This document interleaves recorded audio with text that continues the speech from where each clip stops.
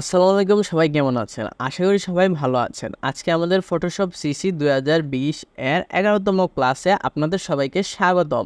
চলুন তাহলে আজকের ভিডিওতে আমরা কি দেখতে যাচ্ছি জেনে নেই। আমরা আজকের ভিডিওতে দেখব ইরেজার টুল নিয়ে কিভাবে কি কাজ করা যায় এবং এটি কি কাজ করলে আমাদের কিভাবে উপকৃত হব আমরা, আর সহজে কিভাবে এই টুলটি শিখতে পারবো সেই সম্পর্কে আজকে আমরা জানবো। চলুন তাহলে সময় নষ্ট না করে আমরা ফটোশপে চলে যাই। ফটোশপটি ওপেন করে নিলাম, তারপর এখানে আমি একটি ফাইলকে ওপেন করে নিচ্ছি। এই যে এই ফাইলটি আমি ওপেন করে নিলাম। তারপর এখান থেকে আমরা গত ভিডিওতে দেখেছিলাম হিস্টোরি ব্রাশ টুল আর আর্ট হিস্টোরি ব্রাশ টুল। তো আজকের ভিডিওতে আমরা দেখব এখান থেকে ইরেজার টুল, ব্যাকগ্রাউন্ড ইরেজার টুল, ম্যাজিক ইরেজার টুল, এই তিনটি টুলের কাজ দেখব আজকের ভিডিওতে।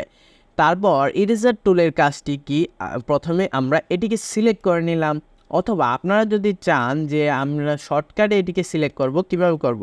আপনারা কিবোর্ড থেকে শুধু বাটনে চেপে দিলে দেখুন ইরেজার টুলটি সিলেক্ট হয়ে গেছে। তো আমি প্রথমে এই যে দেখুন আমি মুভ টুলের মধ্যে সিলেক্ট রয়েছে আমার, আমি কিবোর্ড থেকে বাটনটি চেপে দিলে আমার দেখুন ইরেজার টুলটি সিলেক্ট হয়ে গিয়েছে। তো এভাবে আপনারা সিলেক্ট করতে পারবেন। যদি আপনারা এর নিচের টুলটি যেরকম ব্যাকগ্রাউন্ড ইরেজার টুলটিকে সিলেক্ট করতে চান, তাহলে শিফট বাটন চেপে তারপর বাটনে চেপে দিলে দেখুন আমার এখান থেকে ব্যাকগ্রাউন্ড ইরেজার টুলটি সিলেক্ট হয়ে গিয়েছে। তারপরে নিচের টুলটি ম্যাজিক ইরেজার টুলটিকে সিলেক্ট করতে চাইলে আবারও শিফট বাটন চেপে বাটনে চাপলে দেখুন আমার ম্যাজিক ইরেজার টুলটি সিলেক্ট হয়ে গেছে। তো এভাবে আপনারা এগুলো শর্টকাটে সিলেক্ট করতে পারবেন। আচ্ছা, আমি এখান থেকে ম্যাজিক ইরেজার টুলটিকে সিলেক্ট না রেখে ইরেজার টুলের কাজটি এখন করব, তাই আমি ইরেজার টুলটিকে সিলেক্ট করে নিচ্ছি। আচ্ছা, প্রথমে আমরা অপশন বারে খেয়াল করব, লক্ষ্য করলে এই যে এখানে দেখতে পাবেন যে আমার প্রথমে রয়েছে ব্রাশের সাইজ। তো আমরা ব্রাশের সাইজ কীভাবে কমানো বাড়ানো যায় সেটি আমরা আগের অনেকগুলো ভিডিওর মধ্যে দেখে এসেছি। তো আমরা এই ভিডিওতে আর সেটি নিয়ে আলাপ করব না। আর কিবোর্ড থেকে শর্টকাটে কীভাবে, এই যে দেখুন আমি বড় করছি, সেকেন্ড ব্র্যাকেট আর থার্ড ব্র্যাকেট যদি আপনারা এভাবে রাইট বাটনটিকে ক্লিক করেন তো এভাবে ছোটো বড় হতে থাকবে। তো আমরা এখন যদি আমরা, তো ইরেজার টুলের কাজ হচ্ছে মোছা, কোনো কিছু মোছা। আমি যদি এখানে এখন ড্র্যাগ করি তো এটা মুছতে থাকবে, মুছে গিয়ে রেড কালার ফিল আপ করেছে। কারণ কি আমরা এখানে কি রেড কালার দিয়ে রেখেছি? না, ডিফল্টভাবে এটি দেখুন আমার এখানে যে ব্যাকগ্রাউন্ডের কালারটি রয়েছে রেড, তো এখানে রেড কালার হচ্ছে। কারণ হচ্ছে ইরেজার টুল সবসময় ব্যাকগ্রাউন্ড কালার নিয়ে কাজ করে, তাই আমার এখানে রেড কালার হয়ে যাচ্ছে। কারণ আমার এখানে এই যে ব্যাকগ্রাউন্ডের মধ্যে রেড কালার আগে থেকে সিলেক্ট ছিল, তাই এখানে রেড কালার হয়ে যাচ্ছে অটোমেটিক। যে আমরা যদি এখান থেকে ব্যাকগ্রাউন্ডের এই কালারটি না চাই, তো আমরা যদি চাই যে আমরা ব্যাকগ্রাউন্ডটিকে একেবারে মুছে ট্রান্সপারেন্ট করতে চাই, তখন আমরা এখান থেকে দেখবেন, লক্ষ্য করলে এখানে আমার ব্যাকগ্রাউন্ডটিকে লক অবস্থায় আছে। তো আমরা এখান থেকে এই লকটিকে আনলক করে দিব। তারপর এখন যদি আমি ড্র্যাগ করি দেখুন আমার ব্যাকগ্রাউন্ডটি মুছে যাচ্ছে আর ট্রান্সপারেন্ট হয়ে যাচ্ছে। তো এভাবে আপনারা এই কাজটি করে নিতে পারেন। তো আমরা তারপরের অপশনগুলো দেখব।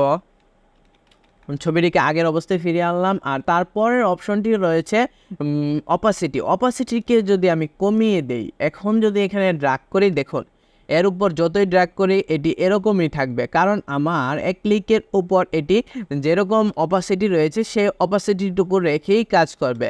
যদি আবারও তার উপর ক্লিক করি দেখুন আবারও অপাসিটি বেড়ে সেটি মুছে যাচ্ছে। তো তারপর আবারও যদি এখানে এই যে দেখুন আমি যদি ড্র্যাগ করি দেখুন আবারও এখানে মুছে যাচ্ছে অপাসিটি বেড়ে, আবারও যদি ড্র্যাগ করি এভাবে দেখুন পুরোপুরি ট্রান্সপারেন্ট হয়ে যাবে এক সময়। তো অপাসিটির কাজ হচ্ছে যতবার ক্লিক করবেন ততবার এর উপর ততটুকু অপাসিটি 28% দিয়েছিলাম, 28% আরও যোগ হবে, আরও 28% যোগ হবে, এভাবে অপাসিটিটি কাজ করে যতবার ক্লিক করবেন ততবার। তো আমরা আগের অবস্থায় এটিকে ফিরিয়ে নেই। তারপর এখান থেকে আমরা ফ্লো অপশনটি দেখব। ফ্লো অপশনটিও আমরা আগের অনেক ভিডিওতে দেখে এসেছি, তো আজকে আমরা ফ্লো অপশনটি আবারও দেখব। ফ্লো অপশনটির কাজ হচ্ছে আমরা যদি এটিকে কমিয়ে দেই, তারপর এর উপর যদি আমরা এইভাবে ড্র্যাগ করি, তারপর ড্র্যাগ করতেই থাকি, এক ক্লিকের উপর যদি আমরা এর উপর ড্র্যাগ করতেই থাকি এটি আস্তে আস্তে বেড়ে যায়। দেখতে পাচ্ছেন আমার এটি বেড়ে যাচ্ছে। তো এভাবে আপনারা ফ্লো অপশনটিকে ব্যবহার করতে পারেন। তো তারপরে আরেকটি অপশন রয়েছে এখান থেকে স্মুথিংয়ের কাজটি কি, এখানে যদি লক্ষ্য করেন এই যে দেখুন আমার স্মুথিং 0% রয়েছে। আমি যদি এই স্মুথিংটির কাজটি ভালো করে দেখাই, দেখুন আমি যদি এখানে ব্রাশের সাইজটিকে একটু ছোটো করে নেই, তারপর এখানে ড্র্যাগ করে এখানে নিয়ে আমি ব্যাকগ্রাউন্ডটিকে আগের অবস্থায় ফিরিয়ে আনি, লক অবস্থায় রেখে তারপর, কারণ এখানে কালারটি দিলে তারপর ভালো করে আপনারা লক্ষ্য করতে পারবেন। আচ্ছা, অপোসিটিটিকে আমি বাড়িয়ে দিই। এখন যদি আমি এর উপর এই দেখুন ড্র্যাগ করি, দেখুন আমার আচ্ছা, তো আমার এখানে ফ্লো অপশনটি কমিয়ে রেখেছিলাম, তো আমি এটিকেও বাড়িয়ে দিয়ে আগের অবস্থায় নিয়ে আসি। এখন আমরা স্মুথিংয়ের কাজটি দেখছি, তো তাই আমরা এখন যদি আমি ড্র্যাগ করে এখানে নিয়ে আসি, দেখুন আমার এখানে সার্কেলের ভিতরে যে কালারটি রয়েছে সেটি সার্কেলের সাথে চলছে। কিন্তু আমরা যখন এখানে স্মুথিংটি বাড়িয়ে দেওয়ার পর এখন যদি এখানে ড্র্যাগ করে নিয়ে আসি, দেখুন আমার এটি আস্তে আস্তে পিছন থেকে আমার এখানে যেখানে আমি কার্সরটি রেখেছিলাম সেখানে চলে এসেছে। মানে এটি পিছনে থাকবে কিন্তু আপনার যেখানে রাখবেন সেখানে আস্তে আস্তে চলে আসবে। তো এভাবে আপনারা স্মুথিংয়ের কাজটি করতে পারবেন। তো স্মুথিং ডিফল্টভাবে এখানে 0ই রাখবেন আপনারা। তো আমরা 0 রেখে কাজ করব। তো এভাবে আপনারা ব্যাকগ্রাউন্ড ইরেজ করতে পারেন। তো আমরা এখন যদি দ্বিতীয় টুলটির কাজটি দেখি, এখানে দ্বিতীয় টুলটি রয়েছে ব্যাকগ্রাউন্ড ইরেজার টুল। তো ব্যাকগ্রাউন্ড ইরেজার টুলের কাজটি কি? ব্যাকগ্রাউন্ড ইরেজার টুলের কাজটি হচ্ছে কোনো একটি ব্যাকগ্রাউন্ডকে মুছে ফেলা। তো এটির বাংলা আপনারা বুঝতেই পারছেন যে এটি কোনো কিছুকে মুছে, তো এটি দিয়েও মুছে, তো ওইটি দিয়েও, কিন্তু এটির একটু সুবিধা রয়েছে।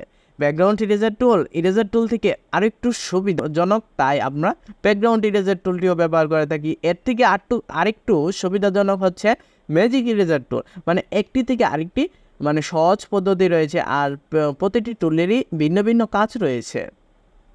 তো আমরা যদি এখন ব্যাকগ্রাউন্ড ইরেজার টুলটিকে সিলেক্ট করে নেই, তারপর এখন যদি এখানে ড্র্যাগ করি, ভালো করে লক্ষ্য করবেন আমি ব্রাশের সাইজটিকে একটু ছোট করে দেই।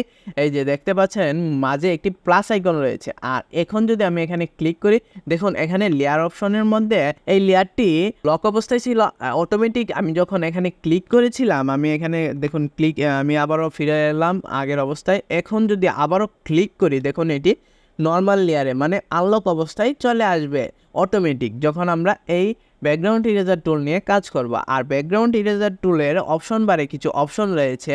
প্রথম অপশনটি হচ্ছে এই যে সিম্পলিং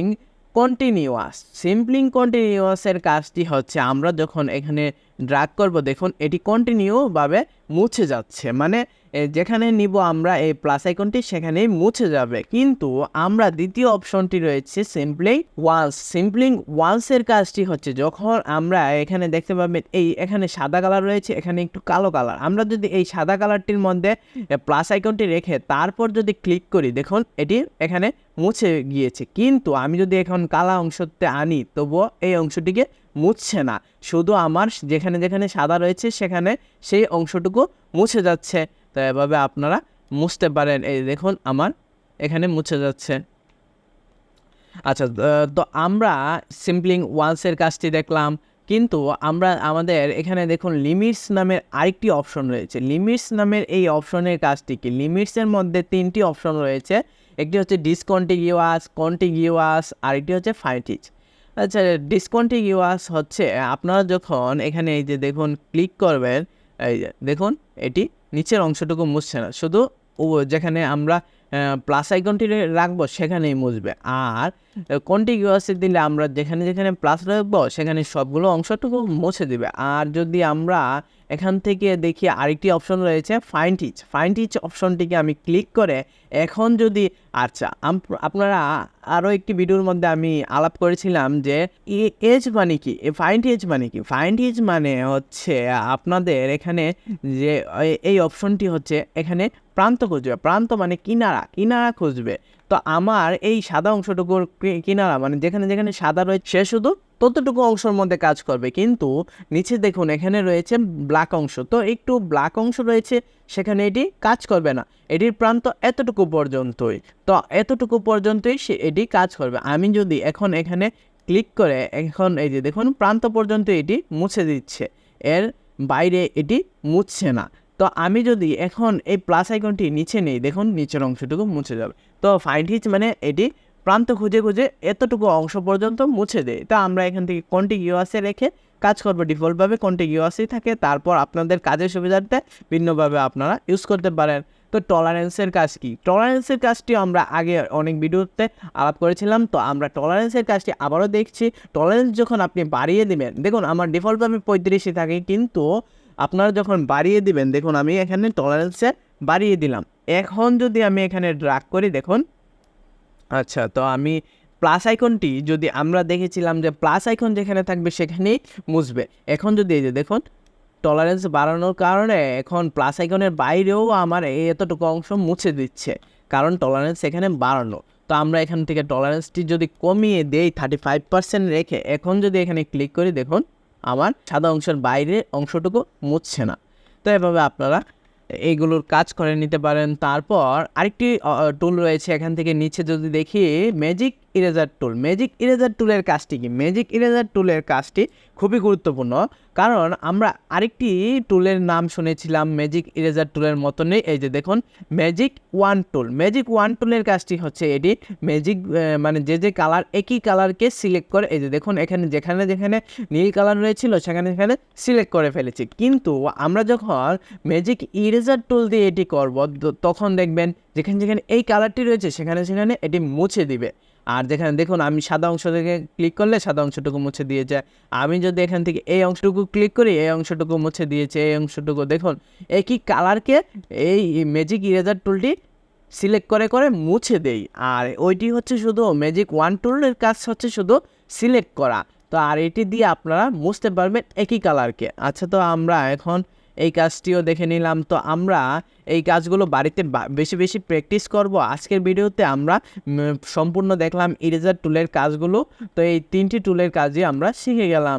তো আমরা যখন বেশি বেশি প্র্যাকটিস করব তখনই আমরা এগুলোকে আমাদের বিভিন্ন কাজের ক্ষেত্রে ব্যবহার করতে পারবো। আপনাদের প্রতি একটি রিকোয়েস্ট রইল, আপনারা সম্পূর্ণ একটি জিনিস বুঝে তারপর পরের ভিডিওতে যাবেন, না হলে আপনারা অনেক কিছু বুঝতে পারবেন না। আজকের ভিডিওতে এই পর্যন্তই, দেখা হচ্ছে আগামী ভিডিওতে ইনশাল্লাহ। সে পর্যন্ত ভালো থাকবেন, ধন্যবাদ।